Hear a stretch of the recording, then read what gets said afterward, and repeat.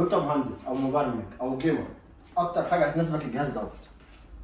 جهاز ديل فئه البريزيشن موديل 7550 بمعالج اي 5 الجيل العاشر. فئه الاتش كارت الشاشه تي 1000 4 جيجا بيعلى لحد 20. شاشه 15.6 فول اتش دي من نوع الاي بي اس. كيبورد كامله. صوت ممتاز جدا ستيريو. كاميرا ممتازه بلوك. جهاز ممتاز جدا، حالته حاله الزيرو. في عندي منه كميه ان شاء الله.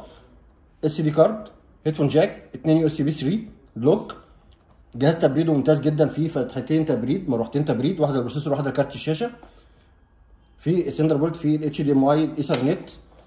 الناحيه الثانيه 2 تايب سي ومدخل بتاع الفيزا. جهاز ممتاز جدا وجميل جدا وشيك، وفي نفس الوقت متصمم بالمعدن بالكامل، عشان كده التبريد بتاعه فوق الممتاز.